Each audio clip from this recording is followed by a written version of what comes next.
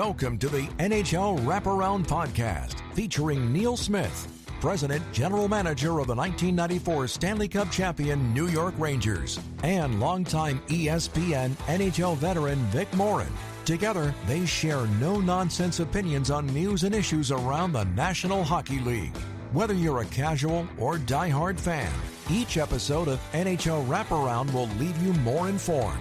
Now, here's your hosts, Neil and Vic.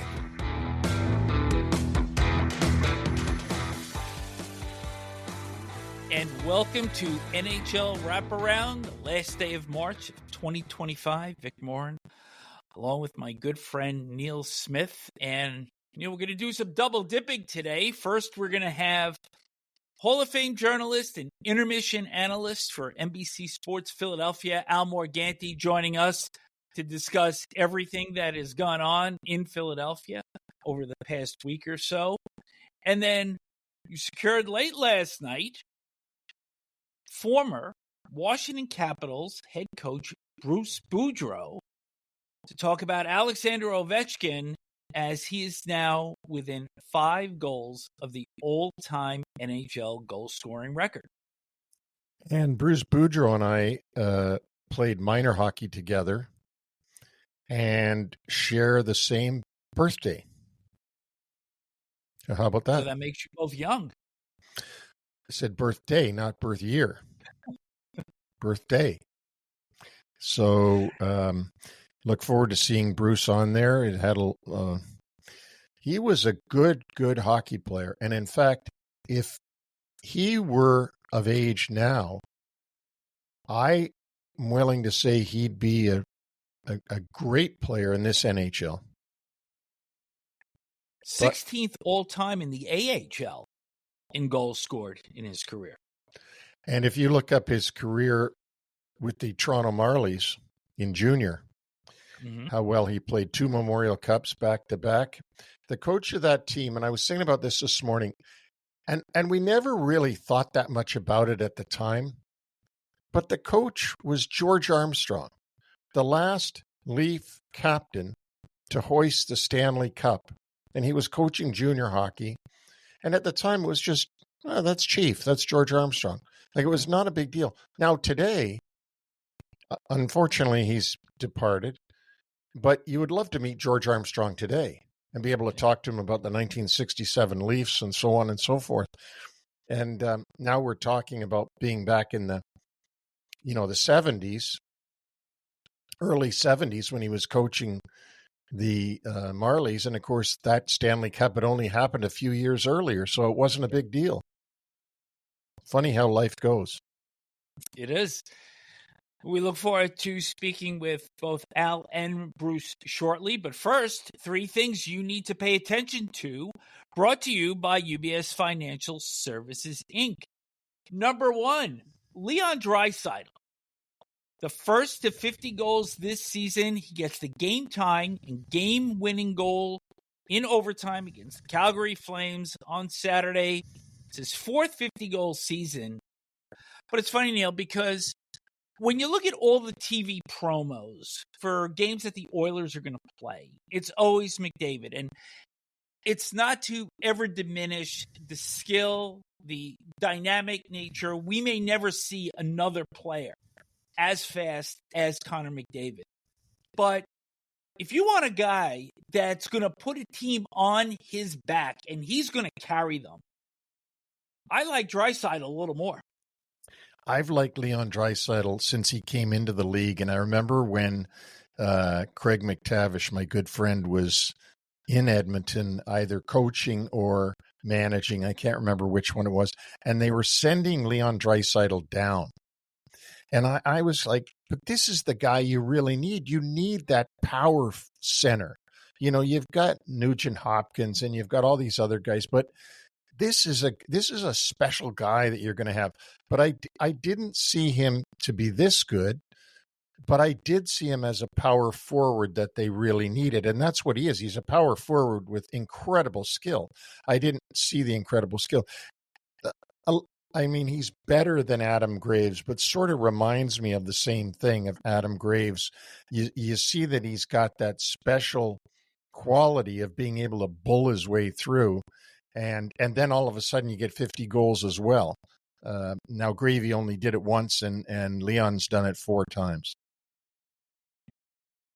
Amazing player. And one of those guys that you always have to pay attention to on the ice because he's so much more than a goal scorer. I mean, his 200-foot game is terrific, and you feel that he's got a presence every time he's on the ice. You know, doesn't take his shirt off. A little bit of trivia here, or whatever. Isn't it incredible that superstars in the NHL are number 29 now? Like, and when I was growing up, there's only one guy that ever wore 29, and that was Ken Dryden. Probably because one was retired and 30 wasn't there, and so he got 29. And that's the only guy I ever saw. And then when people would wear 29, down the road, it would be like, okay, well, you got called up, you get number 29. You get so. But now you've got obviously McKinnon and Draisaitl both wearing 29 that are just fantastic players, and like them or not, the other number 29 that's been a pretty good player is our friend in Montreal, who's now wearing 92 because Ken Dryden's number 29 is retired, and that's Patrick Laine. That's right. I just, the observation that 29 is a number that young kids are probably trying to wear in their driveway all the time, and who would have ever thought that? New hot number. Yep. Speaking of 29, number 2, 9 straight wins for the St. Louis Blues. They pull even with Minnesota for the first wild card in the West, although the Wild have played one fewer game. Jordan Binnington, since the Four Nations face-off, and you remember how people were questioning whether or not he should have been the goalie for Canada, so he wins that tournament, and then since then, 10-1. Incredible. And I just think of our good friend Doug Armstrong, the general manager, who's actually handing over the reins at the end of the year, but also good on Jim Montgomery, the head coach, who was fired early in the season by Boston and 48 hours later ended up as the head coach of St. Louis, and now has done a fabulous job pulling that team together. And as I said to you the other day, without Colton Parayko for a good stretch here. So, and they made other moves that, they decided that they were going to move on from Brandon Saad. Now, Brandon Saad went on to Vegas and is doing a admirable job for the Golden Knights. But that was a tough decision by Doug Armstrong, and obviously it's working out because you don't get this kind of record without everything working properly. And you remember that we had pointed out a somewhat soft schedule for the Blues through the first 8 games of this streak. So Saturday, they go into Colorado and get a 2-1 win. So just showing that this streak is no fluke. No, and that they're able to play great defensive hockey against a great offensive team. And now next up for the Blues will be 3 straight home games against the Red Wings, the Penguins, and then back against the Avs again at home. So, you know what? They could end up in that 7 spot and end up, playing against Vegas, which is a lot better in anybody's book than having to play against the Winnipeg Jets, I would think.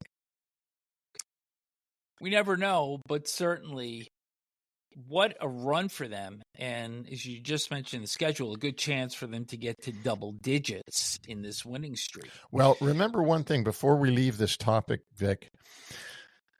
I've been saying, and we've been saying for quite a while now, that in order for the standings to change and for some team to replace another team, it takes not only a miraculous winning streak, along with a catastrophic losing streak.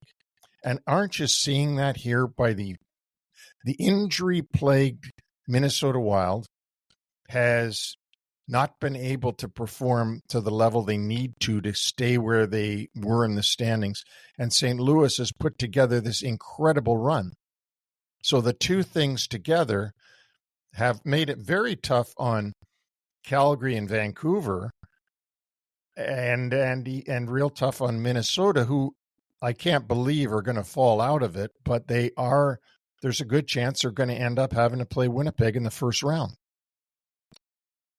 They are expecting that Kirill Kaprizov and Joel Eriksson Ek may return soon. They are now skating in practice with the club again. So perhaps some good news on the front for the Wild, but we'll get into that a little bit later because we have to hit topic number 3. The Toronto Maple Leafs now lead the Atlantic Division by 3 points after a 2-0-1 trip to California. The overtime loss was actually a shootout loss coming in San Jose, of all places. But we've made mention, me in particular, that it would be very important for the Maple Leafs to finish first to avoid having to play both Tampa Bay and Florida in order to reach the conference final. But if they do indeed win the Atlantic Division, their draw is probably going to be the Ottawa Senators, who they're 0-3 against. So be careful what you wish for. Yeah, and I agree that Ottawa's scary. It's sort of like the Rangers having to play the Islanders in the first round. It's a much bigger deal for Ottawa than it will be for Toronto. Yeah. Because even when Ottawa plays their home games against Toronto, the building is full of Maple Leaf jerseys. So, look, for the Leafs, there's no good draw because they got to win. No matter who they play, they got to win. And that's all there is to it. And they're going to have to match the other teams'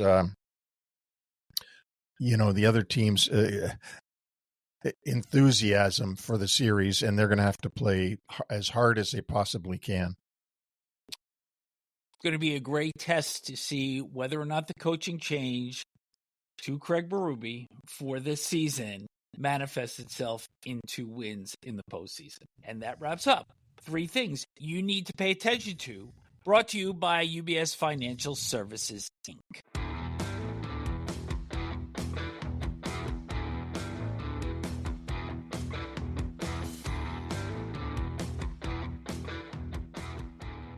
Well, it gives me great pleasure to bring in an old friend from many, many, many, many years of working together. Al in the media, me running the Rangers, and had a lot of good times together. Al Morganti, welcome to NHL Wraparound, and thank you for being here. Yeah, it's great to see you again. It's been a minute, as the kids say, to see what's going on. But it was quite a long, strange road it's been for both of us, I think. But you've got a lot more on your resume than I do, so you've got things that really matter a whole lot more than the stuff I do just covering it. So congratulations on a darn good run in the NHL and everything else that's gone in. You've always been a citizen of the sport. Thank you. Before we get going on the Flyers, how about those BU Terriers advancing to the Frozen Four? Your alma mater. They play. I mean, that's why my handle is Terriers, the Comcast, yep. My email. Yeah, it's been Jackie Parker did me a big favor when he tried to walk on, and he said, you don't want to get hurt. Maybe you go to the newspaper. And he really was a big influence because as a student reporter, to treat you like a pro, it was a huge influence. And I've been kind of close to that program. I grew up with a lot of those guys on the 80 team, Rizzo and all those guys, Jimmy, Craig, and because they're all Boston guys.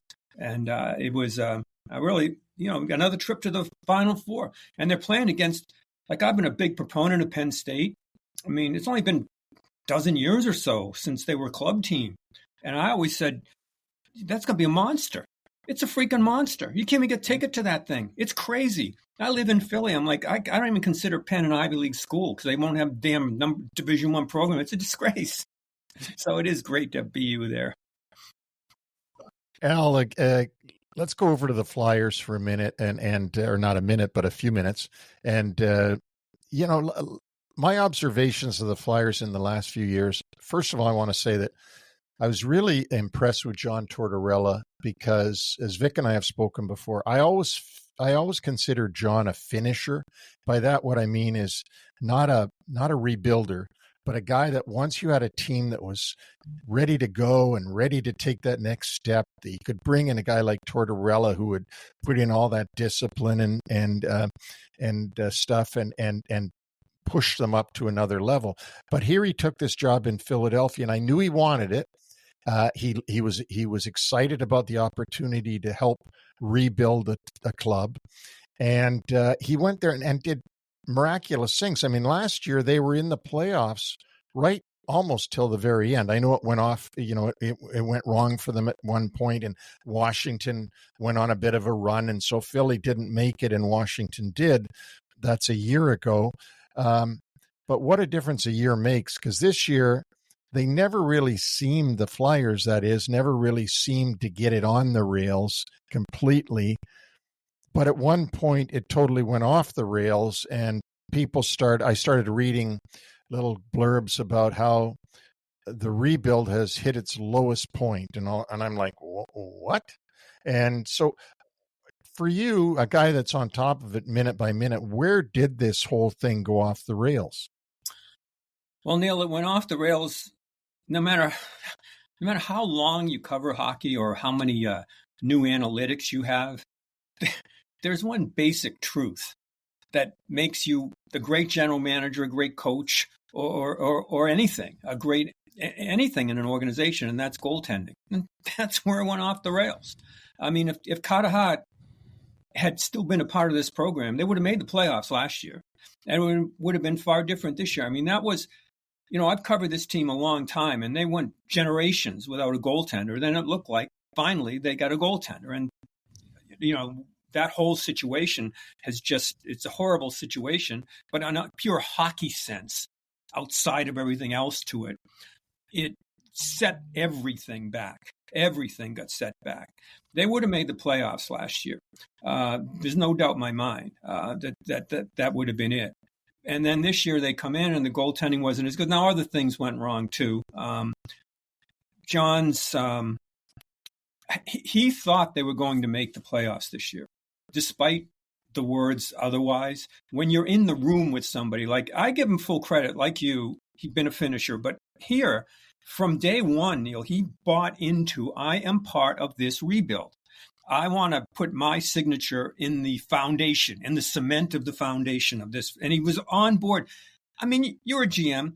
If you did what this front office did at trade deadlines, the coaches would have flipped out. And like last year, they let Walker go. But he bought into it.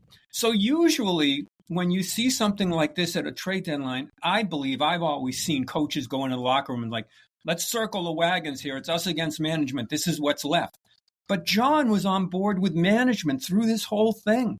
So what happened at the end here, they just, frankly, look at their lineup. They've got a kid playing first-line center, Cates, who's having a hell of a year, but he's a third-line center. He's playing first-line center. They don't have any big centermen. I mean, the Rangers got 1 year. Herb Brooks got through with the Smurfs, but you can't do that anymore. So it's what happened here. They really are bereft of big talent. Look, just before he got fired, he did a sit down with us on NBC Sports, and basically he said, and he's so honest. He goes, "Well, we're not that fast and we're not that big and we don't have goaltending." I'm like, oh my. How are you doing this? So that's what happened. And then, unfortunately, I'm sure you get into it at the end. John, he's sometimes he's his own worst enemy. And he kind of, I think, wrote his own exit there at the end. Something to say, though, that when he came in, and as Neil said, you come in, you know what you're signing up for, and even discussing with John before he even took the job, he was looking forward to the opportunity of really building this thing from the beginning. And I don't want to throw Chuck Fletcher under the bus here, but when John came on board, there wasn't a lot in the cupboard. There were a lot of young players that were probably brought into the lineup sooner than they were ready, and the team was cash-strapped. So when you put the heart piece into it and the goaltending piece into it, they were really swimming upstream from the get-go here. Oh, yeah. I mean, he knew going in. And, you might not want to throw him under the bus, but there's a whole city of hockey fans here ready to throw him under the whole SEPTA system on what happened here. But, that was the last part of the Flyers that said, let's go get the shiny toy. Let's get into this. Let's just buy our way out. You can't do it anymore. Yeah. You just can't. The salary, it just because I've been around so long, I know the way things used to be done. And I used to love it. Big market, spend money. Even if you don't win the cup, you're in it. And that's what gets people all excited. Well, you just can't do that anymore. And they just got hammered. Kevin Hayes and Ellis still on the books and all this. I mean, they're just buried in dead money, literally, coming in. And that's what, but John was fine with it coming in, and he squeezed a lot out of it. Last year, I start to wonder at times, I just talked about goaltending. I wonder if good goaltending sometimes doesn't hurt you in terms of fooling yourself to where you are.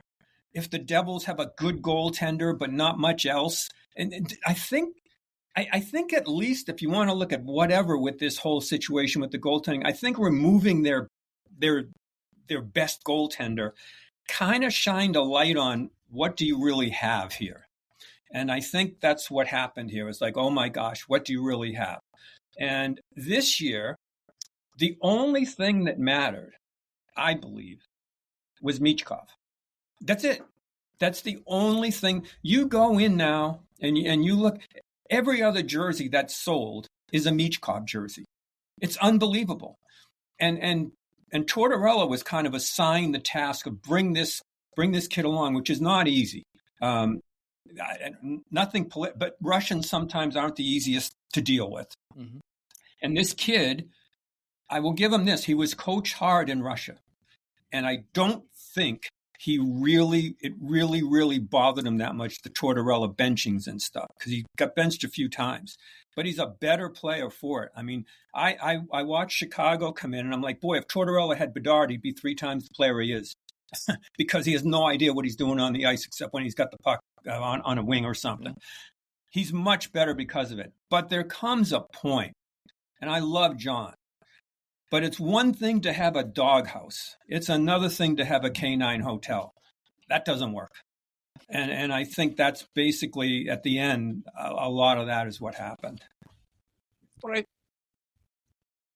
What I found interesting, Al, was in the first year, when he had a lot of these younger players brought up, the Farabys, the Frosts, and the Cates, that he wanted the team to be able to defend first, just in order to be competitive. And then in year 2, he made this more of a speed and transition team, which is not what he's typically done throughout the course of his career. And that was effective. They were particularly dangerous when they were shorthanded, and they created a lot of odd man rushes for themselves based on their speed and transition. And then this year, I thought that the style of play was moving in the right direction for them. But when you start to move your assets out, it kind of brings you back to square one again. And that's kind of what I saw happening this season. Yeah, they're actually a pretty good team off the rush. And last year, when everybody said, they're a hardworking team, it was kind of, I'm not saying insulting, but you didn't get to the real issue. They were fast. They scored off the rush. They were faster than people thought. I'll put it that way. And they would score off the rush. And you're right. There's defensive. He made sure everybody could have a defensive structure. And most good coaches do that. I mean, it's one thing to say you want to do it. It's another to have the discipline. And that's where some of the benchings came in to go. But last year when they lost Walker at the trade deadline, this year Farabee and Frost, I meant at the trade deadline. Lawton. I mean, you would have thought they lost Wayne Gretzky talking to guys in the locker room. I'm like, I liked him. He's a really good player and a really good guy. But look at how he in Toronto. What you really see as a player. He fit in as a leader here, as a character guy. And that's where I think their biggest strength turned into their biggest weakness. They had a really good, quote, room, as people in hockey say, a really good room. I mean, especially playing for John to be like that. And this is, mind you, Tortorella benched, Couturier, his captain. He benched everybody, basically. But they had a really good room. But at the trade deadline or just before, when they moved those pieces out, man, you would have thought they traded, Draisaitl, McDavid. I mean, it was incredible because they were so close. It really hurt, and I'm like, how can this be that? But it really did hurt, and you saw the effects of it. So when Tortorella continued to coach the way he does, or John, he's not going to surrender any ground, right? I think there wasn't as much scar tissue as he thought he'd developed already. Al, before we go on to the more about the coaching, I want to go back. As I'm listening to you, I'm thinking to myself, you know what? I got to bring this up, and it's not meant to at all be negative, but I do want to bring this up for people that are listening. I consider Jay Snyder a friend of mine. We've had him on here. We had a really good show with him and Bernie Perrant celebrating the Cup in 1974 and the anniversary of it. And it was really, really a lot of fun to do. And I got to tell you, all the years I was with the Rangers and with Detroit, I always admired Mr. Snyder and the way he ran the Philadelphia Flyers. There were a few owners in the league that you could depend on that every year were trying to win. They were doing whatever they could to win. And Mr. Snyder, Ed Snyder, the original owner of the Flyers, was one of those, along with the Ilitches and others. And those organizations were pretty good. Like, they were always pretty good. I mean, they're not always going to win the Cup every year, and you're not going to make the playoffs even every year, and particularly now with 32 teams. But they were classy, and their owners were angry if they weren't classy and if they weren't good. And so then obviously things move on and the team is sold. And now the ownership is Comcast or whoever. And, they still, it seems to me, went back to the old guard being, the older Flyer players that were still around, that they were still listening to. And they end up hiring Chuck. And the reason I bring this up is because Chuck Fletcher himself told me this. He said he got a call from Paul Holmgren, and Paul said, "Are you interested in being GM of the Flyers?" And he's, well, yeah, of course.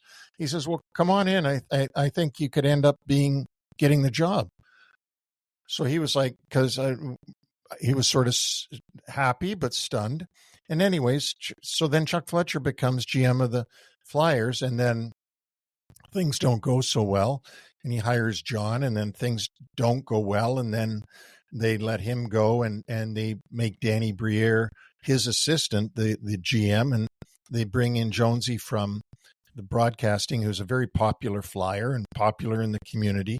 And the idea that I got from those people was that they wanted to raise the level of popularity in the community, stop the negativity that was out there about the Flyers, and so Jonesy could do that.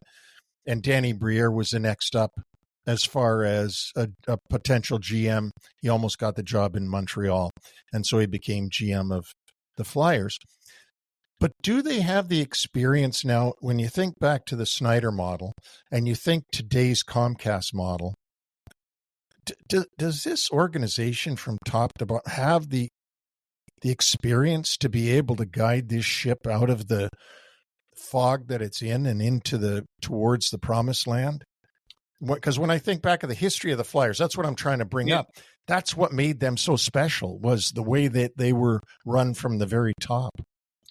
Yeah, I think if the pro sports model was like it was, maybe you can answer no. But I will say with Danny, did a lot of homework in this. I mean, it wasn't like he just jumped into this.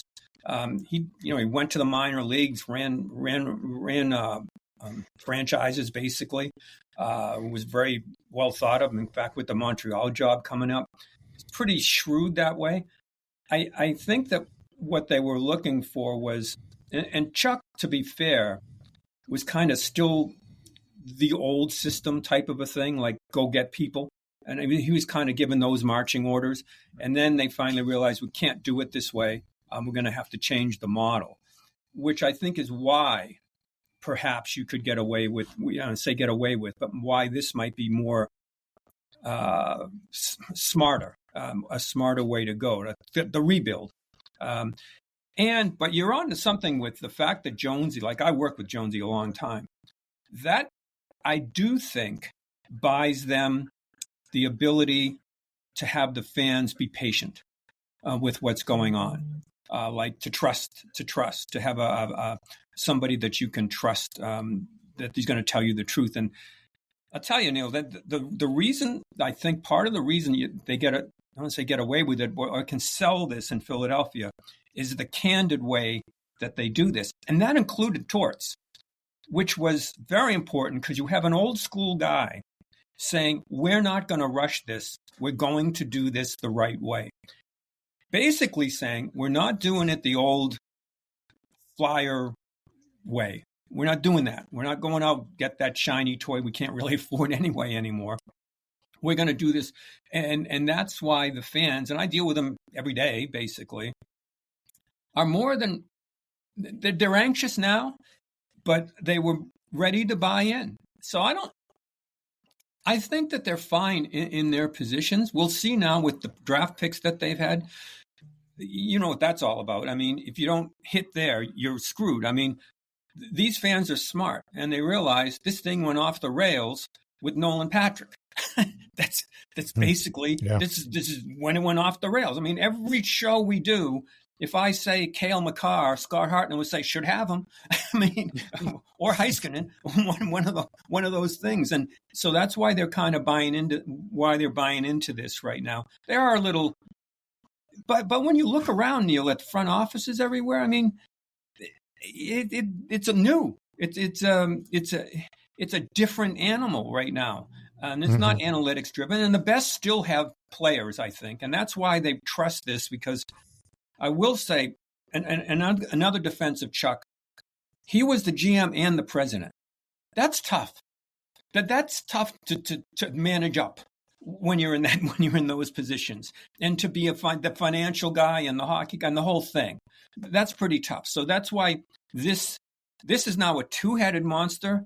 This was a three-headed monster, a three-headed organization with Torts in it. So I don't question their abilities to do it. Their inexperience and all. I think they certainly have it, and I really do think Danny learned a lot. And just talking with them, they talk in the new language with the players' angle on things, which is very comfortable for fans. But having said that, I think the most important thing Danny said after the Tortorella dismissal, firing, whatever, was that he thinks they hit rock bottom. Once you say that, you have to start adding a little bit for him to, like, I'm not sure it is rock bottom. Personally, looking at it, I don't know. I look at this, I'm like, he's the goalie. Well, what do you got? What are you going to get here? But I think they're feeling what you're talking about right now. They're feeling like we got to go get something to kind of, frankly, sell tickets to go on here. Do you see any movement with them this summer? They're going to benefit with the cap going up somewhat, but the real relief doesn't come until July 1st of 2026. I don't know, Vic. I don't know what – I look at it and trying to be optimistic and go, well, they got to get a big centerman. Who am I going to get? I mean, is it Luchenko coming? I mean, It's a kid. It's like he's one of the youngest kids drafted in his draft year. He played okay when he came up, but I don't know. You can lay that on him right away. Right. I wanted a guy like Brock Nelson, Nelson to come in, maybe give him a short term, see what happens coming in. In Dallas, they had a veteran player come in 2-year, 1-year contracts, maybe something like that. I don't know that they can find that guy, but I don't think, despite his fact that he said rock bottom, I don't know that they're going to go necessarily. In the first place, they don't have that much money unless they can, somebody, looking to get money on their books gets Ellis before the start of the season, something like that. Maybe they can do that. Couturier is not going to go anywhere. Double back surgeries for a long-term contract. I don't know exactly where they can go. And when you look at their, I guess I call it a bushel full of bees. They've got Bonk and Bump and Bjarnson, the goaltender, and then they've got all those bees coming up. Brink, I don't know that that's next year either. Mm-hmm. And they got a goalie in Russia. I mean, I can't believe I'm still talking about goalies with the Flyers. You mentioned Bernie Perron earlier. I'm like, they still look at Bernie at 80 years old. Like, can you come downstairs for us? I mean, they have had Hextall and all, but in Pelly Lindbergh, the whole thing with goalies in this city, I don't know what's going to happen. I know one thing from what I've seen from the Russian and the Belarusian they have. I don't think they have. I don't even know if they're NHL. Certain nights I watch them to see. And Ersson looks like a really, really good secondary backup goaltender now. Really good, but I don't know if he can be a number one. So I don't know. I don't know if there's a quick way out of it this summer. But I do know that they're going to have. There's going to be something coming, because once you say, like I said, Danny said, we hit rock bottom and we. Subtracted. There's got to be some sort of addition here this summer. Lastly, Al, I'm not going to ask you who, but with the coaching the coaching vacancy, what would you expect the direction that they would go in? Would they go to a younger, less experienced teaching type of coach? Would they go to a guy like, and I'm just throwing a name out, not him specifically, but a Jerry Gallant type of person? What direction would you expect them to go? I think they're open to. I think they're open to either option, and I think the interview process will be important on what this coach expects. The name everybody talks about here, of course, is Tocchet. I don't even know that, he's going to, what his situation is going to be. I know one thing. Anybody I know that's ever been in Vancouver can't wait to get out. So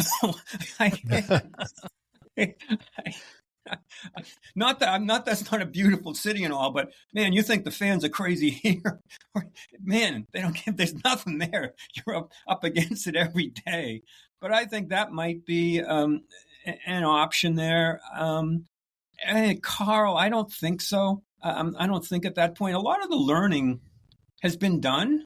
I mean, Torts, I give him a lot of credit. I think much as these guys might chafe under it now and kind of be a little bit pleased that they don't have to deal with it anymore, I think they did learn.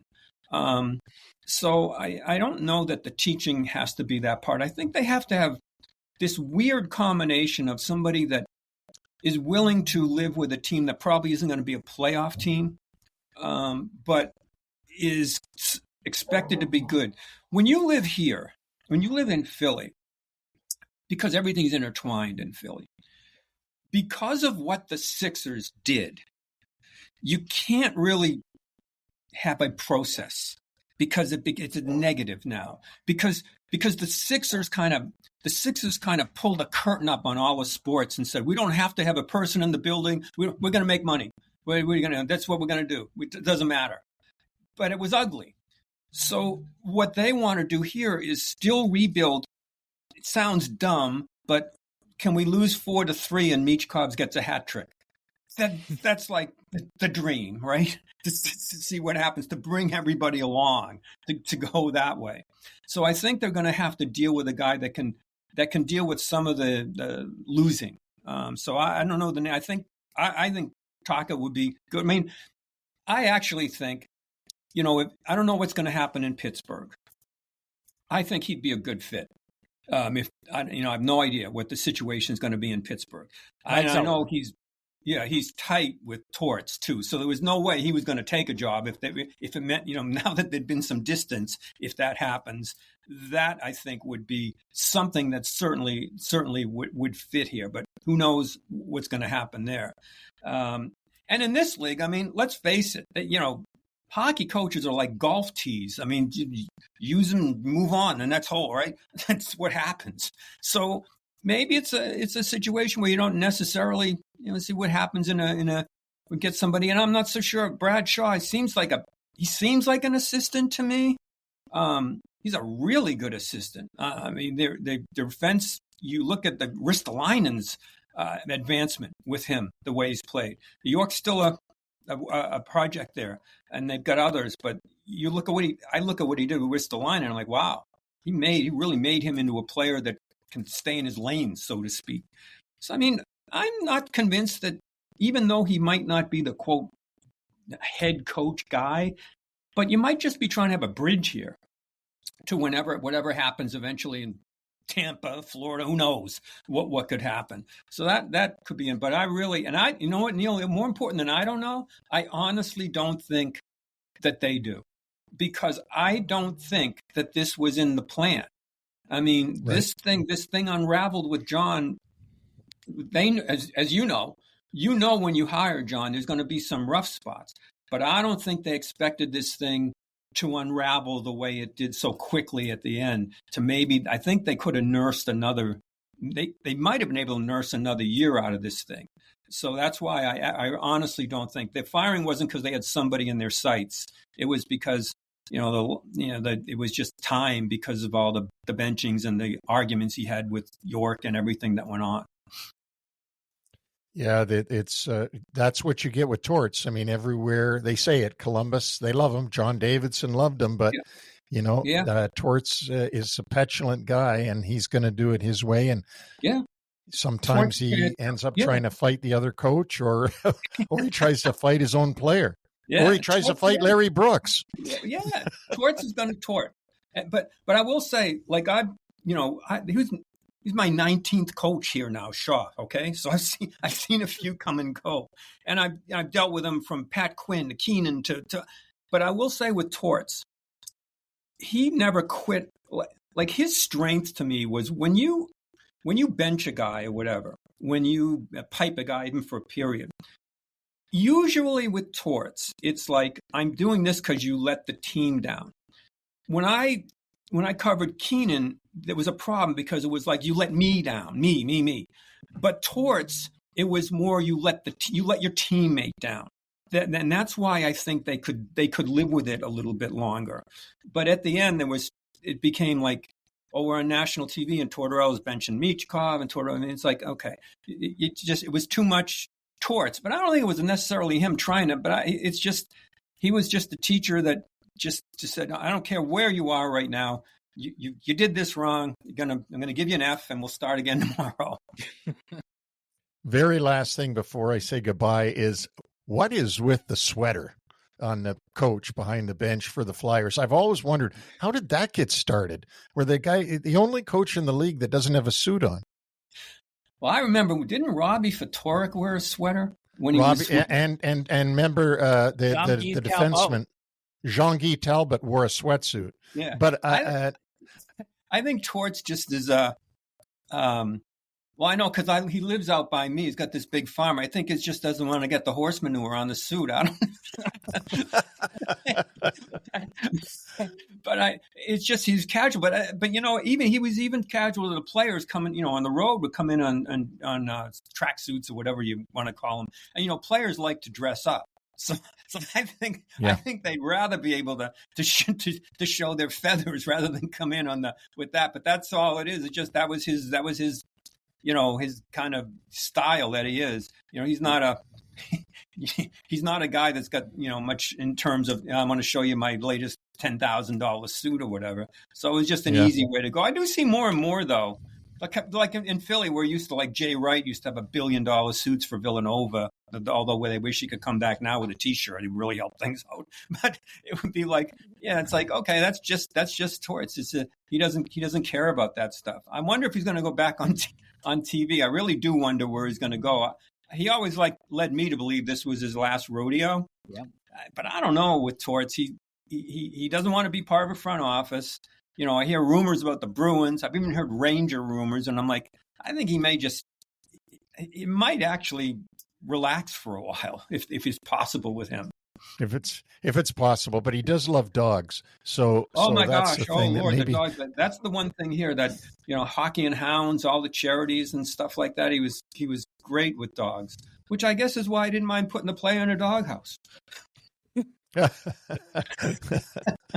Well, Al, thanks so much for doing this. Vic and I really appreciate it, and your insights are great. And I love to just listen because the folks we get on here, like yourself, know so much more than we know and that we can see from our television set or whatever. So thanks for helping us understand a little bit more of what's going on with the Flyers. No worries. Nice to see you guys. It's been a bit. Both looking great. Love the hat over there. Thanks, Al. Thanks.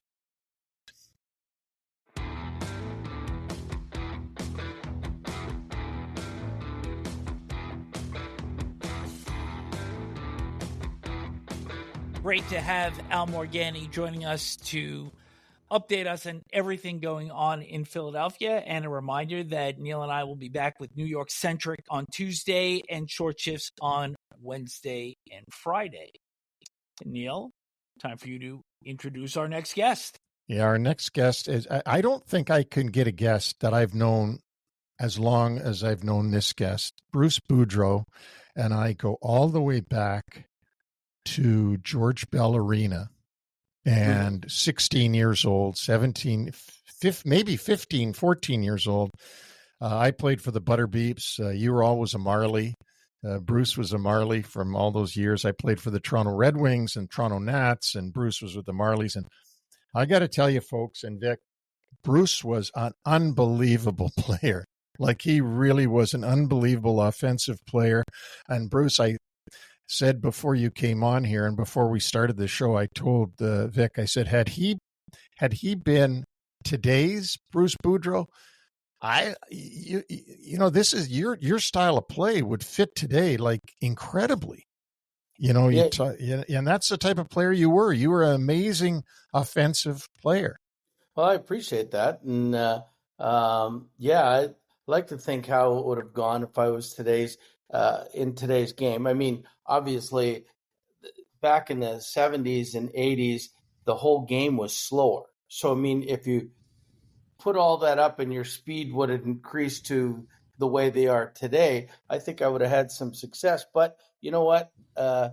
Things happen for a reason, Neil. I mean, we love the game. I think if I was a better player, I wouldn't have been a coach. And somehow that's how it worked out, that my coaching ended up being more of a career than my playing. Even though I played for 17 years, I think of myself and what I do these days as look at games as a coach rather than as a player, I think. So it's been great. You know, I mean, we've been in this business for over 50 years now. Like when you think about it, how friggin' old we are. I mean, but do other people have careers that they do and that they have that last 50 years in something that they love, no matter how many pitfalls or how many times it knocks you down, we keep getting back up because we love it. So it's pretty wonderful. Well, we share a lot in common, both being Toronto kids and both having the same birthday, as I reminded you of through a text there when it was your birthday and my birthday a few months ago. That was always something I knew about. And don't ask me why I knew about that when you were playing for the Marlies. And I would go to do you remember they used to let the Marlies into the Leaf games?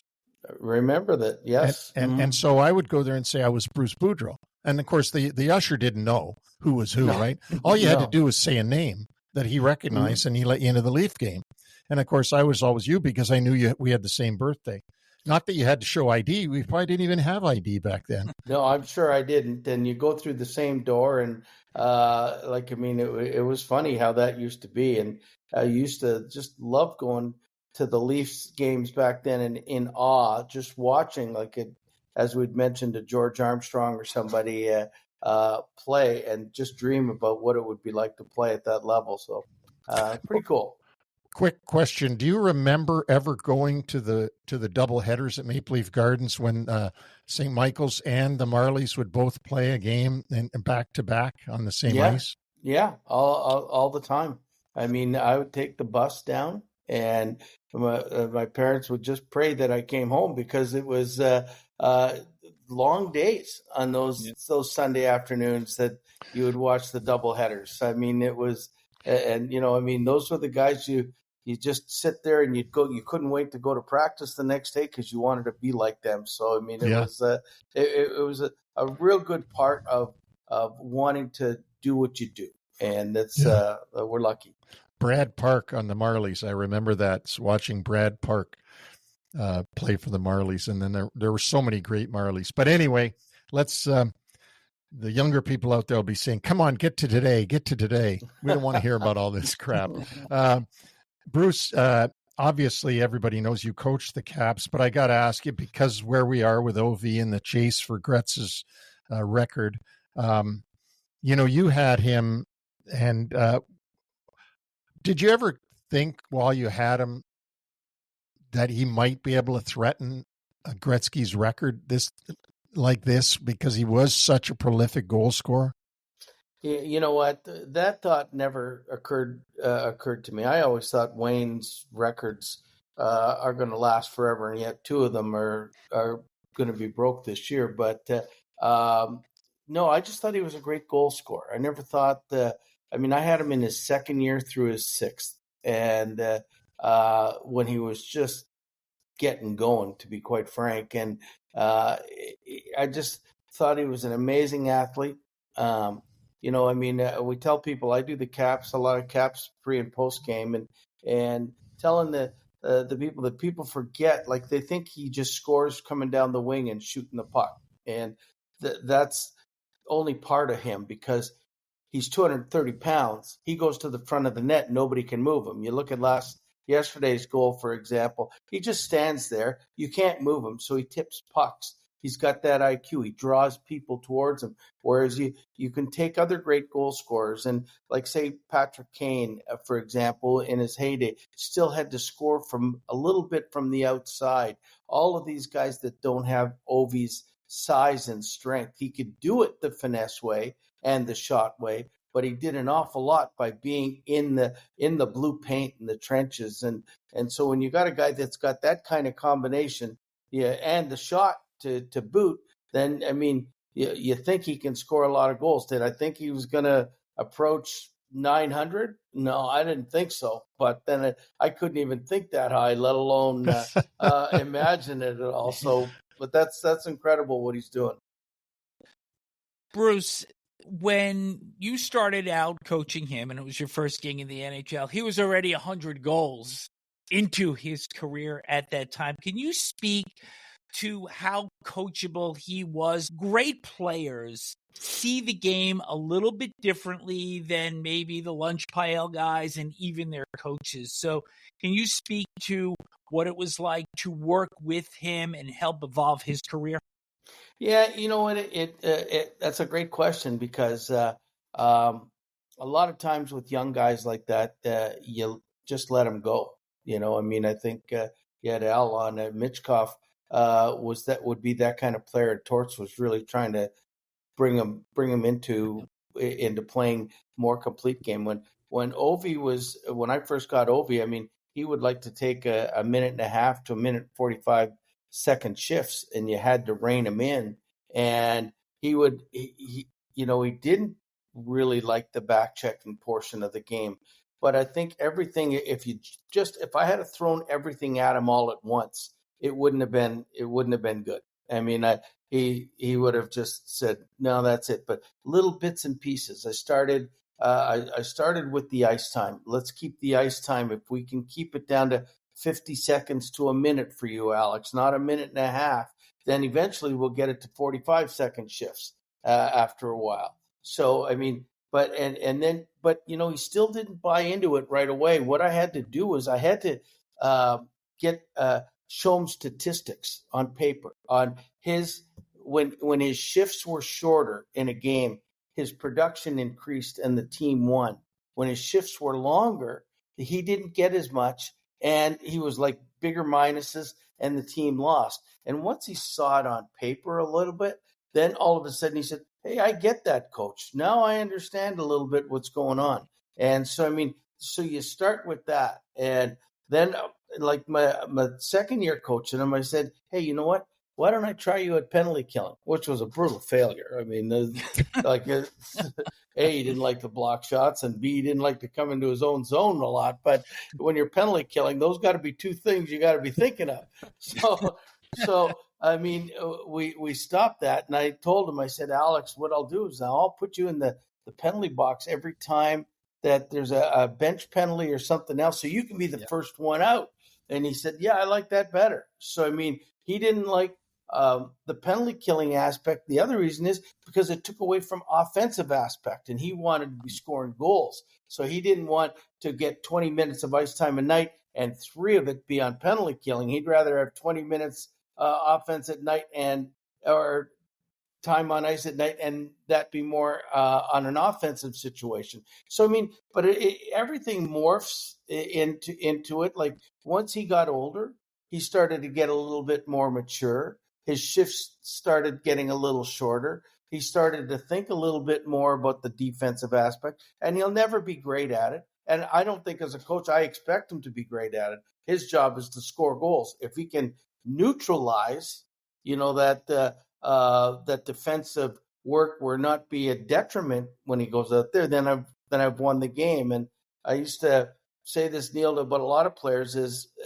if his good outweighs the bad, I will be, I'm going to be pretty happy, and I'll try to work on the bad, but I'm not going to forsake the bad or forsake the good, trying to overdo the bad. Does that make any sense? Yeah. So that's how, like, I worked with him and showed him. He wanted to watch a lot of video. He, I don't know if he paid attention, but he wanted to watch it all. And so he would come into my room, and we'd do a lot of individual stuff, just watching the video. And I'd ask him more questions than he'd ask me.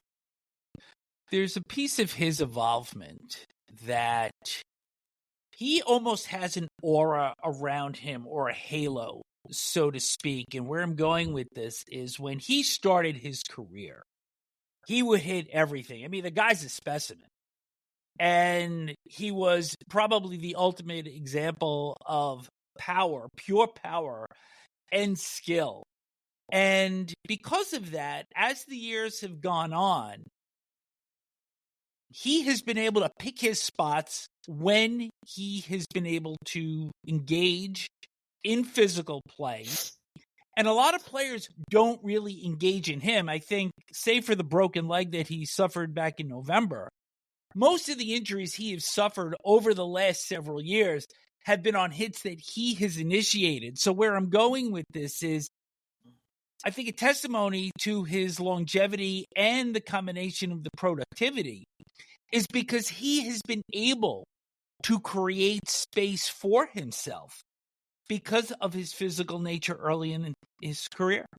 Absolutely. I mean, I think, like, when Ovi was facing another team, the last thing the other team wanted to hear is, "Okay, you two defense are going to be playing against Alex all night," because we got to be right on top of him. We can't let him have any space because of his shot. And so they would try to be physical. And Alex would always say, "You want to be physical against me?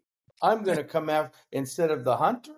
I'm going to be the hunted. I'm going to become the hunter." And then every time the puck was, they throw it into that defenseman's corner. And I remember Tim Gleason, and I remember the Komisariks and the Gonchars, and all of a sudden, by the end of the first period, they don't want anything to do with hitting him because they're more trying to avoid him. And then he'd have sort of a lot of free reign during the evening because he's already set that tone. Like, I'm coming after you. If you hit me, I'm coming after you. And I think that worked wonders. And one of the things that people don't understand is when you say he's a specimen, his knees are twice the size of a normal man's knees.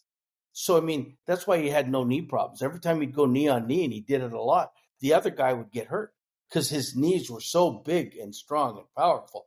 And, I mean, his whole lower body was so powerful, which is why that broken leg really surprised me. But you could see where the whiplash hit him in November when it happened. But he's been relatively injury-free when it comes to other than pulled groins and hamstrings and stuff. Like, I mean, the actual injured part of the thing, he's been pretty good with that. So, but when you're the hunter, it's a lot different. It's a lot easy hitting, as Neil would know, than being hit. And it might be the same kind of together hitting, but I mean, it's a lot easier and less painful when you're doing the hitting. That's for sure. Bruce, this year's Capitals are such a great story, and the Alex story is just icing on the cake for just a magical season that they've had. And if you break it down, almost everything that Chris Patrick and Brian McClellan have done there has gone right. I mean, and they've even had a couple of reclamation projects that I envy because I know how hard that is to find one. They got Pierre-Luc Dubois in there, and all of a sudden they got out of him, or the coaching staff and the management has gotten out of him what people saw many years ago. And yet it took 2 or 3 different tries from teams. Finally, in Washington, they're able to get it. The same thing with Strome. Strome wasn't too successful until finally he lands in Washington, and then he becomes the Strome that everybody thought he could be. Jacob Chychrun, still don't understand why Ottawa ever traded him, but he all of a sudden is a $9 million defenseman for the Caps. I didn't see that coming. I mean, I knew Chychrun and I knew he was pretty good, but I didn't think he was elite, and he certainly is elite this year. And the goaltending changes that they made this season has worked out for them with Thompson and Lindgren. Yeah, Lindgren. And so, I mean, it's just been a magical year. And I guess where I'm trying to get to with all this is now the playoffs are going to start, and it's going to be a totally different animal. And that, as you well know, than the regular season. Will they have spent, the distraction of Ovi's record-breaking chase and the magical season that they've had where almost nothing's gone wrong, could that interfere when the playoffs start and adversity begins to pick up? Well, I mean, I think every team needs adversity at some point to be successful because you got to come out of it. I don't think the record chase, because when I'm watching the games, and I mean, the players, they're not overfeeding Alex. Alex is doing the things that he's doing, and they're going in the net. So I don't think that's going to be as much of a problem. But you're 100% correct here when you're saying they've had Chris and Brian have had everything go right. There's nothing. Look at. Do you realize that the same 6 defensemen have played in 60 straight games? Wow. Like, I mean, unreal. Not one injury. Yeah. They've got, I think it's 13 players that have played in every single game this year. That doesn't happen, and I will. The other thing I'll say is that I worry about them, and is that teams that win the President's Trophy, or right up there, winning it, they usually play as good as they can most of the year. Like they have to be that winner. And I think one of the reasons that they don't win the cup is because in the playoffs you got to play at least 10% better, maybe 20% better. I don't know if there's room for them to play any better right now. Yeah. So I mean, if they can't pick it up and play better, then teams like teams that do pick it up could catch them. You know what I mean? Yeah, I get it. That's the biggest worry I have, and like when I say, and I like Spencer to me is going to win the Jack Adams as the coach, but I mean I wish he would get his other two defensemen. They've got Alexiev and McElrath that they haven't played since November, and I think when it comes playoff times and everybody's hitting more and skating faster and everything else, and people get injured, they're going to need some of these guys. I think he should be putting them into a game or two. And I just watch from afar and I say, is he trying too hard to win every game when they've got everything comfortably right now? Should he not be getting more people into the game? That's my only question mark on that team this year, and I wondered, but I mean, they're doing everything right as far as everything else is concerned in my book, but that's where my worry comes about the Capitals right now. Do you see, though, that with the expectation they're going to see one of these, quite frankly, mediocre teams that are going to finish in the 8th seed, and that it will allow them perhaps a little bit of margin of error against one of those clubs, be it Montreal, the Rangers, Columbus, Detroit, or the Islanders, that get in, that maybe they don't have to play their best to get to the second round, and at the same time, they will be able to acclimate to what it is to be a number one seed. Yeah, I agree. But I've gone through it in 2010 when we won the President's Trophy. You can, my fear is if they play the Rangers and Shesterkin gets overly hot. Montembeault, they say, can be a great goalie. I've seen mediocrity in it, and the Islanders have a good goalie when they want him when he's on, and so I mean the goaltender can be the difference maker. But I mean, all of a sudden, teams that get in there, and it's how you get in there. I look at just to change the dynamics. When St. Louis gets in there, they're going in maybe as an 8th seed, but the best team in the NHL playing. Yeah. So I mean, it's when you get in there too. So to me, the first round in whether it's 1-8, 2-7, 3-6, 5-4-5 is the toughest round. Because once you've won that first round, you say, okay, now we know what the playoffs are all about a little bit. We know we have to step it up.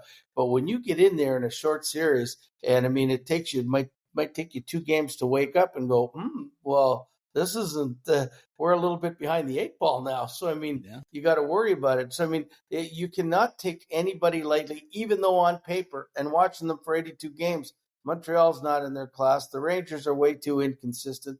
The Islanders, if there's any penalties in the game, they're cooked. Columbus, I don't think has the goaltending, even though they have the scoring. They got guys that can score, and they're a great story. I don't think they're a good enough team to compete in the long run. But these things in the playoffs, you never know. Bruce, it's an amazing time in the NHL and in hockey that I want to reflect on. In only a calendar year, you go from a team that snuck in to the playoffs as a minus goal differential team, a pretty good minus goal differential team in Washington. 38, I think. Yeah. Mm-hmm. And so they snuck in by the skin of their teeth, went up against a President's Trophy Rangers, and were just swept out like last week's newspaper. And a calendar year later, like you said about the hunted and the hunter, they're no longer the hunted, they're the hunter. They're the President's Trophy team, and they're looking to sweep somebody out. I just find it amazing because we never saw this in our lifetime where teams made that drastic of a change. I give a lot of credit, like we talked about earlier, to Chris and Brian and the moves that they made, which were phenomenal. But still, I mean, isn't it amazing that they went from where they were last year to where they are this year? It's friggin' amazing. I don't know, what other term to wait. And let's take this a step further. Their minor league club has won the Calder Cup 2 years in a row. Yeah. And not one player from that minor league team of a Calder Cup winning team is on their team.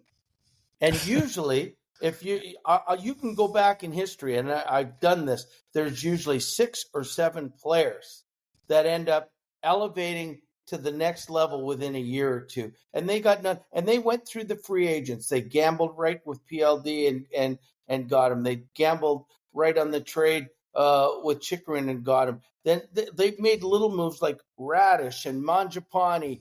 All of these things have worked. Even getting Lars Eller out of Pittsburgh, and he's come in and solidified it. Every single move that they made has worked. Bruce, even Anthony Bolivier, I couldn't believe that. I go to the Islander games. Bolivier was on the Islanders. They somehow got Vancouver to take him in the Horvat deal. He was there for about 5 minutes, and they got rid of him, and he moved on to several other teams. Now, all of a sudden in Washington, he's a valuable guy. It's phenomenal. It is crazy, and it is to be honest, I hope he's got no family. Oh, but there's a lot of listeners that love him. But I mean, I never thought he was any good. So I can't picture him being there and being, a valuable piece. Now, is he going to play anything? Is he going to play at all after next week? Because if Ryan Leonard comes in, they're going to play Ryan Leonard from BC once that season's done. He's going to sign with the Caps, and he's going to be playing with them. I don't know, but he's come in and he's fit in well. Everybody seems to have fit in well. And I'll tell you, Craig Laughlin told me after about the 8th game of the season, and he says, Gabby, I've been around this team for a few years now, and this is a special group. They really get along well with each other. And he says, I think they're going to be really good. Excuse me. And they're right. And they have been really good. And, you said it earlier, they're goaltenders. One was let go by Vegas, and the other one was traded as a backup or a third goalie, and they've both become studs in 2 years. Yeah. I don't know, somebody must be smiling on Ted Leonsis back there. I'm telling you, because all these moves have worked out perfectly well. You had just mentioned Craig Laughlin, who returned to the broadcast booth Sunday in the game against Buffalo following heart surgery. So he's going to be around when Ovi breaks this record, perhaps as early as this week. So Bruce is going to put you on the spot.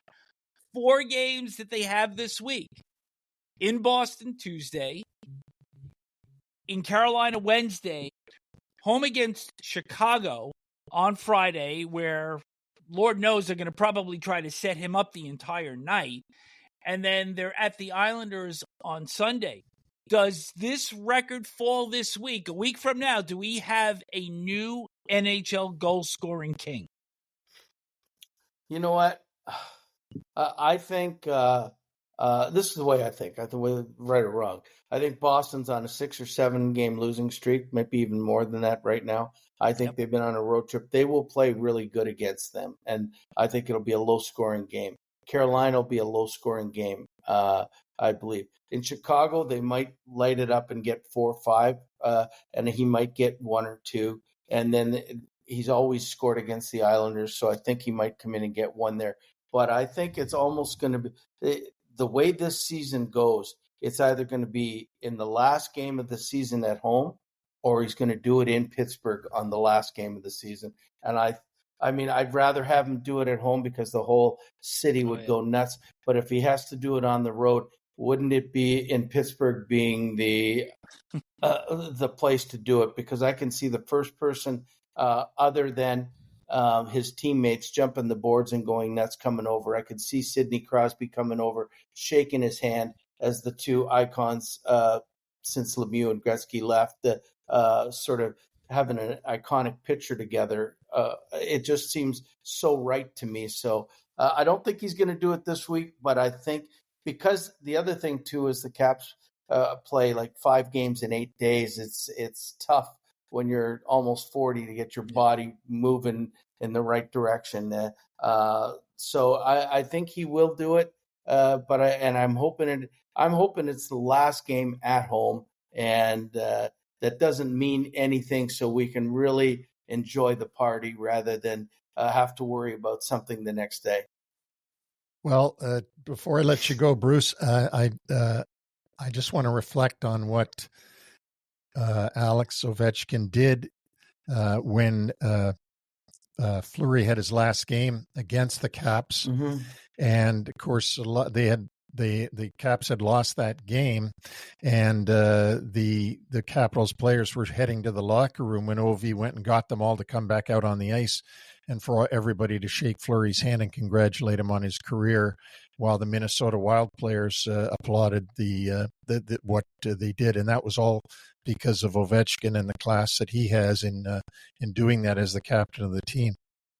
Yeah, and you know what? He has grown so much as a captain. In his early years, I mean, he was the captain because, like, I remember when we traded Chris Clark and George said, what do you think? And I said, I think this is Ovi's team. We got to make him captain.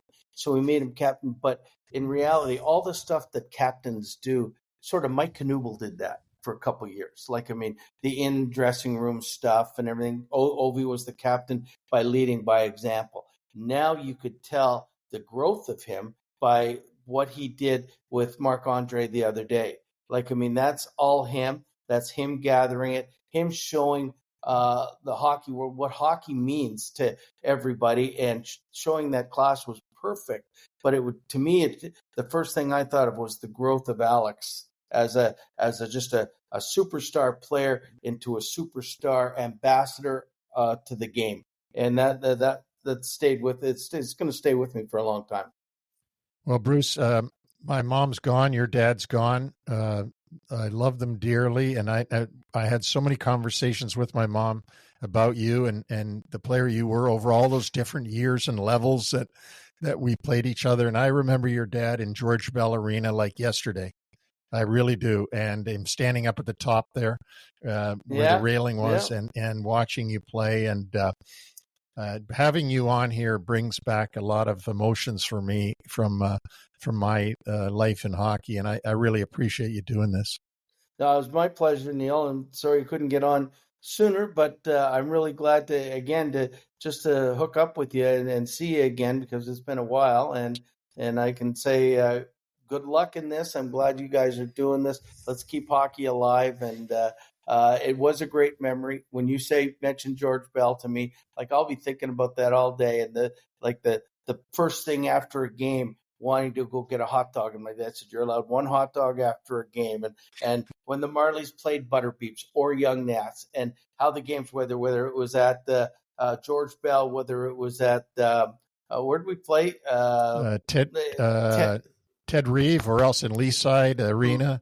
Any of those arenas, just playing, and how good the games were, and how much fun they were. Putting on a red jersey or me putting on a blue jersey, it was all cool. Great memories. Yeah. And the parents made it. When you think about how much the parents sacrificed to have their kids have a good minor hockey life, it's great. And it's great that we're both still doing it and still talking about it and still loving it. And we also have a connection through the Johnstown Chiefs, but I won't get into that right now because I'm sure people don't want to hear about that. I own the Johnstown Chiefs, and Gabby played for the Johnstown Jets and was in Slapshot. So there you go. But that's a whole nother show, Gabby. That's a whole nother show we got to do. It is another show, and when you owned it, you should have built a new arena. I was there this summer, and it's the same old arena. Well, thanks for doing this, and good luck along the way. We'll be watching you. All right. Take care. Thanks, guys, for having me. Such a great chat with Bruce Boudreau, and he had mentioned, Neil, about Alex Ovechkin also being the hunter as opposed to the hunted. And in Sunday's game against Buffalo, he stapled Sam Lafferty against the glass so hard that the blade popped out of Lafferty's skate. So even at his age, still able to lay the wood to his opponents. Oh, he's a force. There's no doubt about that. He doesn't look that much different than he did 10, 15 years ago. Still a force in the league. And Bruce, as always, looked great, sounded great, and the memories that you two have going back well over a half a century, it's, for me, just to sit there and listen to them is great. I mean, how many times do you get to talk to somebody that you met say, 55 years ago. Yeah. I mean, it's incredible, really. And it can't help but bring back a lot of emotional memories. Yet, along with the history, great perspective on the present, the OV record, the OV pursuit, and hopefully Boudreau gave our listeners, and I think he did, plenty of insight into the type of player that he was early and how he has evolved today. That's for sure. So with that, we're going to transition over to the Eastern Conference race. And we talk so much about this term that I coined early on, the mosh pit of mediocrity. And all you need to know are the records over the last 10 games of the bubble teams. Ottawa, 6-3-1, secure in the first wild card. Montreal, 4-3-3, they are in the second wild card. Besides that, in the last 10, the Rangers are 4-5-1, Columbus 3-6-1, Detroit 4-6-0, and the Islanders 3-4-3. And for fans out there, you wonder why the projection point is so low. And when you watch these teams and where their shortcomings are, literally on a night-to-night basis, it's not hard to figure out why. And the thing is, the reason why the number is so low, the projection of what it's going to take to get in the playoffs, is because those playoff teams that are secure in the playoffs are always beating the teams that are trying to get into the playoffs, so they can't get that number up. If they were like the St. Louis Blues on the western side, that's a different story. Then the number is going to grow, but it doesn't grow when these teams that are trying to get in there can't win their games.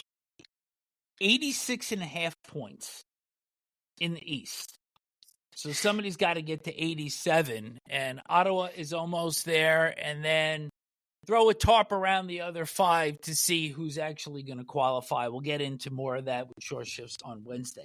Over to the western side, Minnesota and St. Louis are now tied with 87 points. And we mentioned at the top of the show, Minnesota has played one fewer game. They may start getting some help back with Kaprizov and Eriksson coming.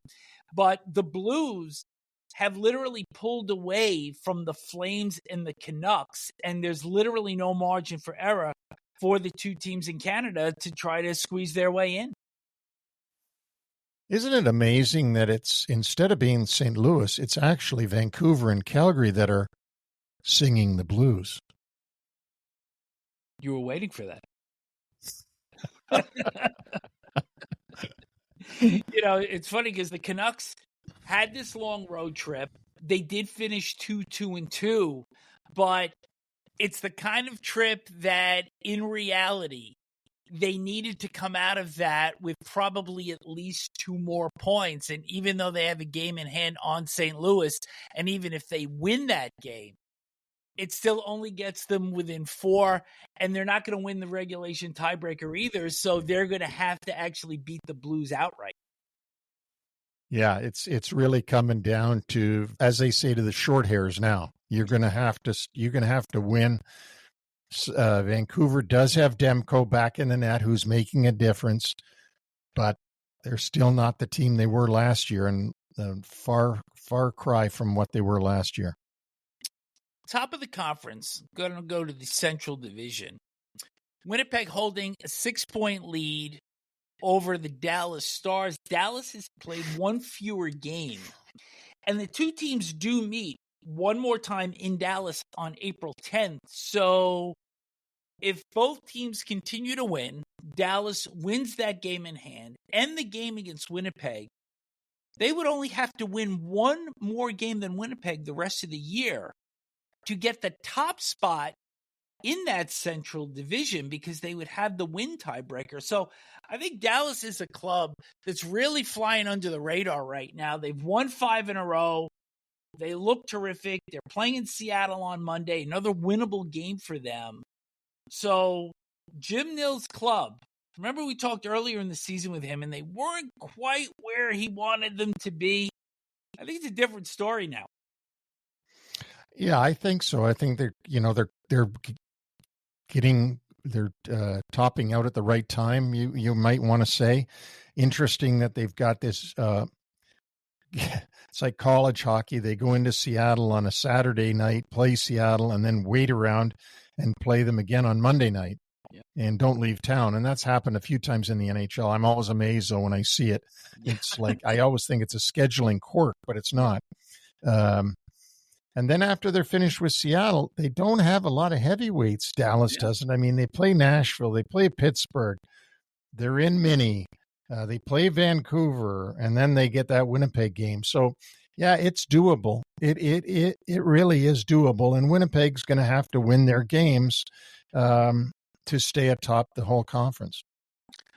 Amongst the boredom of the possibility of LA and Edmonton meeting for the fourth straight season, the intrigue is really in whether or not this time the Kings can get home ice advantage. They lead the Oilers by 2 points. Both teams have 9 games left. The Kings will win the regulation tiebreaker. And the Oilers starting out on a 4-game road trip. No McDavid, no Ekholm, no Klingberg, no Skinner. And it's going to start off in Vegas, and then they play the 3 California clubs, including a game against the Kings in Los Angeles on Saturday, where the Kings just set a franchise record on Sunday with their 27th home win. They're 27-4-4, lost to Toronto Saturday, and then took it out on San Jose Sunday. Oh, those poor Shockies. But, LA could surprise. I mean, they can score goals now. You normally look at LA's games and see 2-1, 3-1, 3-2. And now, all of a sudden, in the last couple of games, they've been high scoring. And in fact, they did that against Carolina, too. They beat them 7-2. So they can score goals now suddenly. Watch out, because the way they can play defense and their strength at home, I mean, unless you're going to run the table, even if they don't get home ice, the other team has to run the table at home on their home.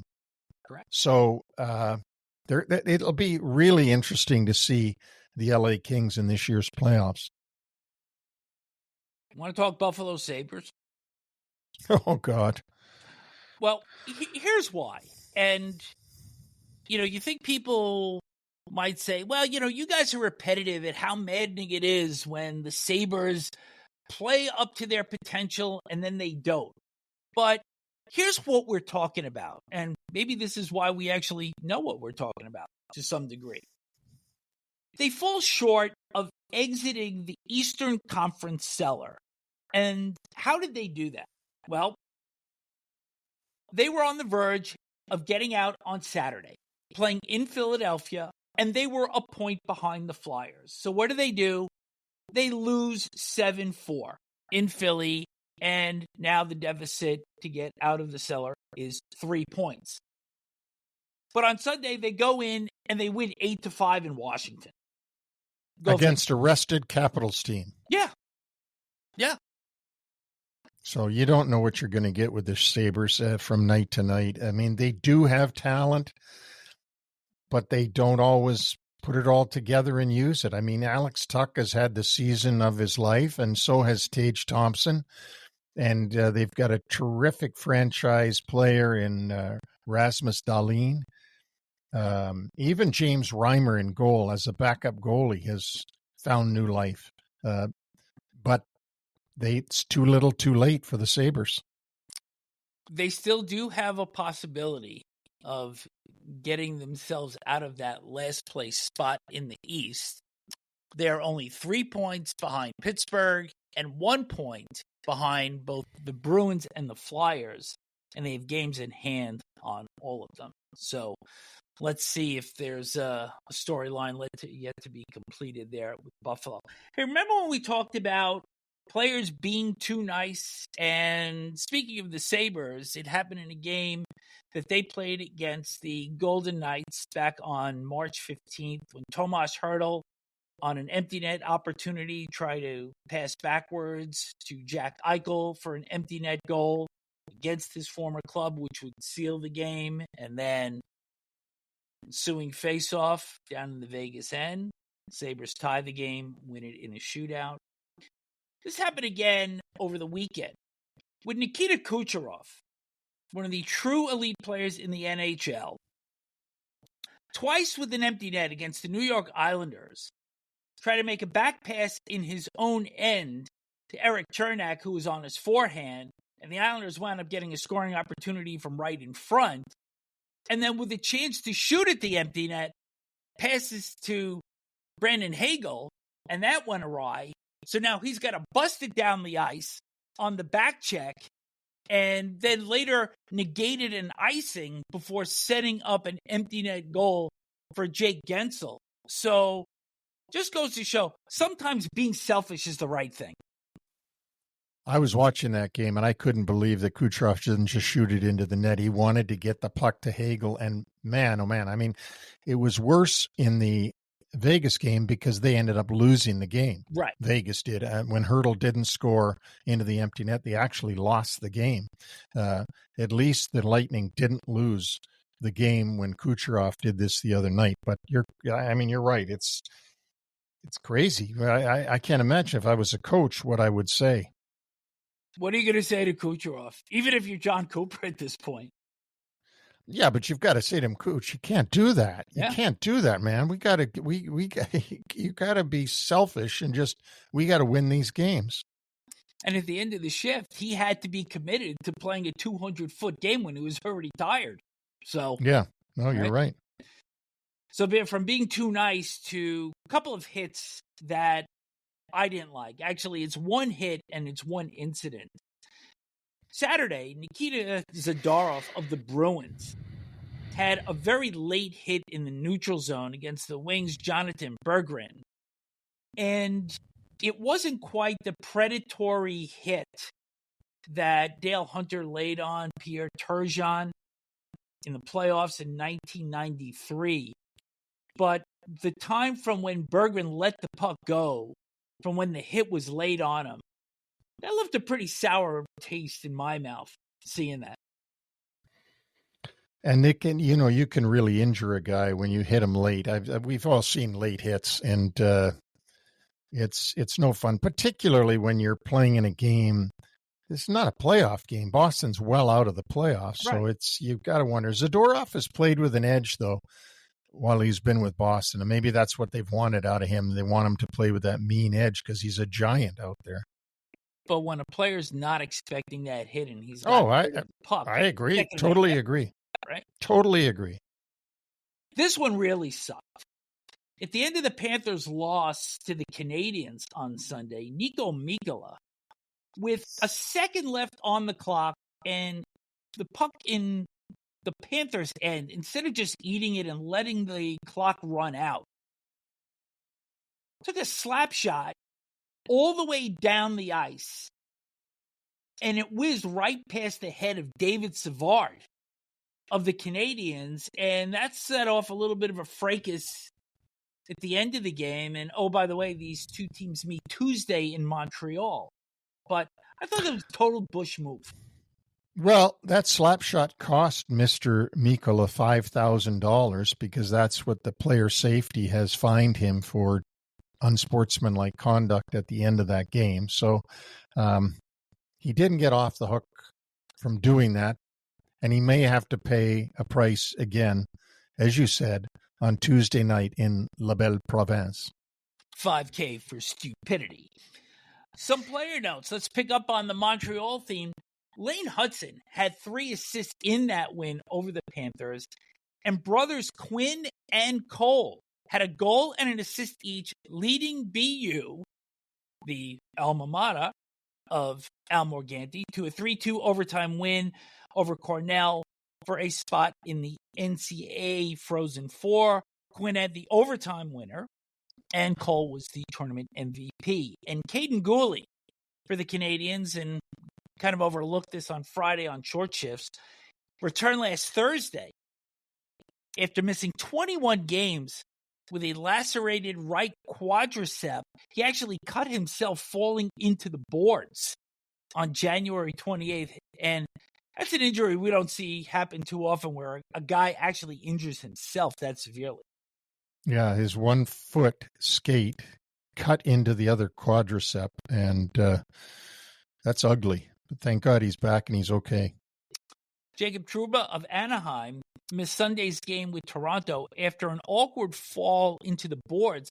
Friday against the Rangers, first game against his former club, he fell over Igor Shesterkin's stick and kind of went spread eagle. So he's listed as day-to-day and sat out last night. And then Jimmy Snuggerud, forward for St. Louis, has just signed an entry-level contract.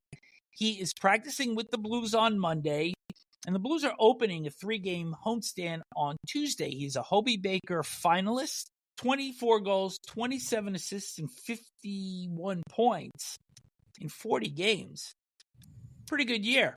Hobey Baker Award will be presented in St. Louis at the Frozen Four on April 11th, so maybe even a little bit more help coming to Jim Montgomery and the Blues. Yeah, and see if he can fit in and be additive at this very, very late stage in the season. This is the human side of the story, and on Friday, Brad Marchand made his debut as a Florida Panther in a game against Utah Hockey Club.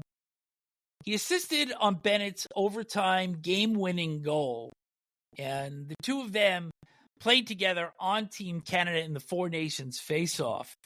But if you rewind back a little further, it was Bennett who knocked out Marchand in Game 3 of their second-round series last year. It was really a sneak punch, which several TV outlets actually had to look at reverse angles to actually see what had taken place. The Bruins were outraged, and rightfully so.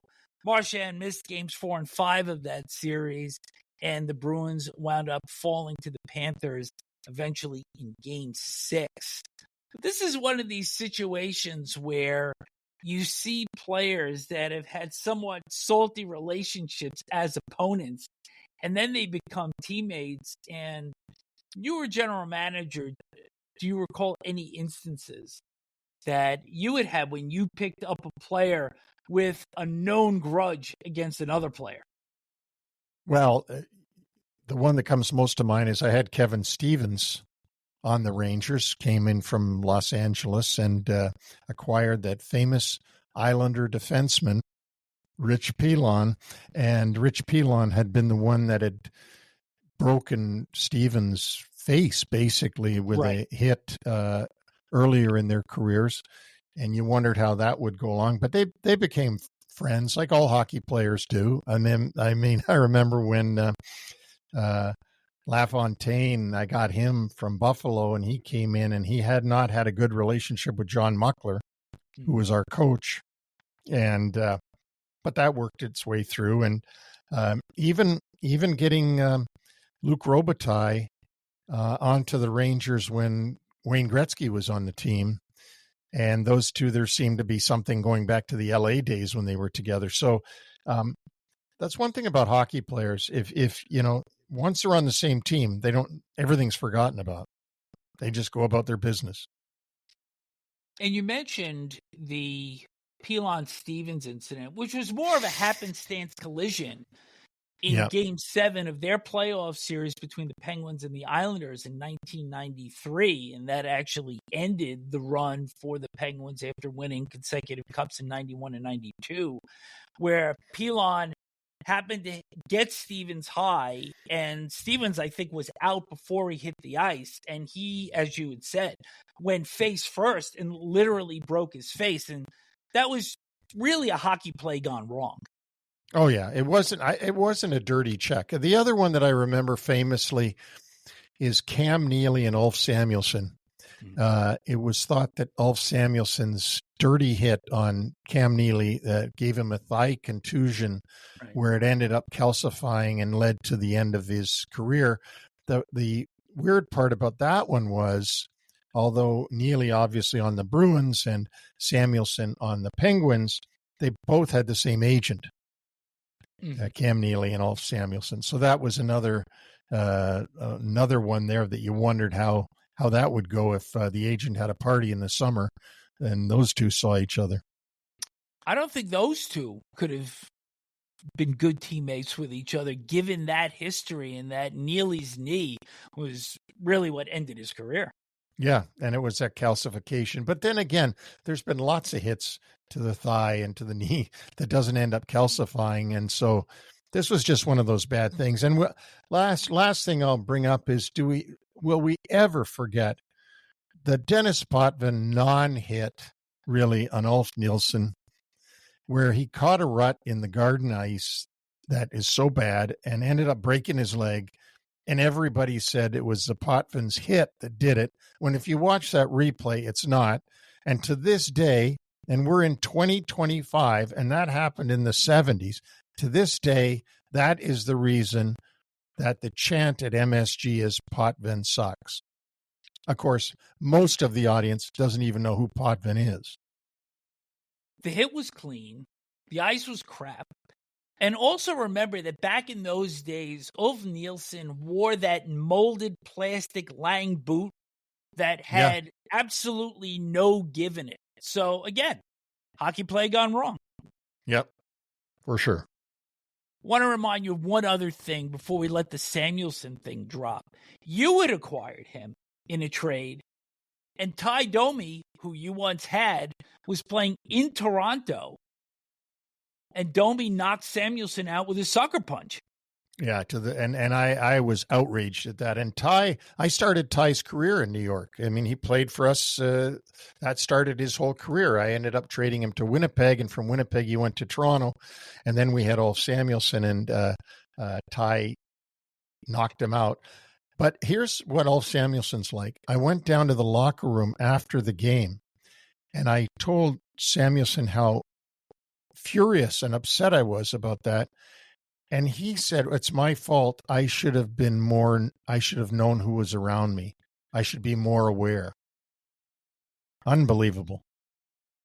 There is something about the nobility of hockey players 99% of the time that still astonishes.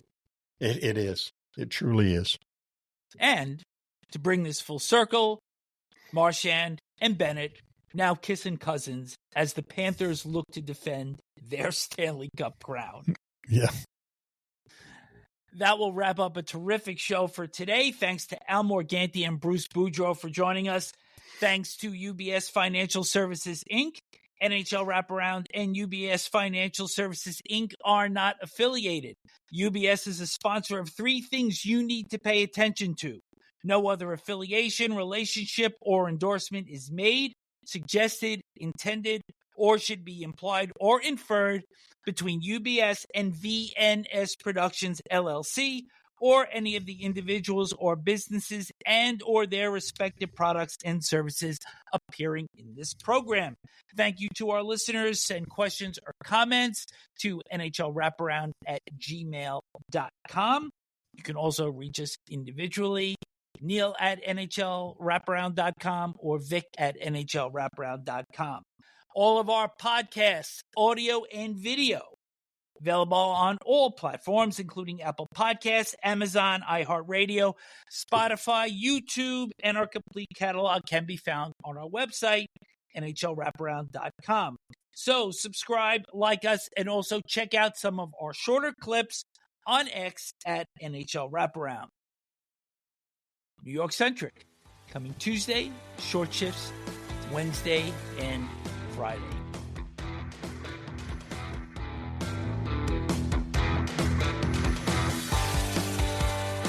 Thanks for joining us on the NHL Wraparound podcast. Don't forget to subscribe to stay up to date on all the NHL action.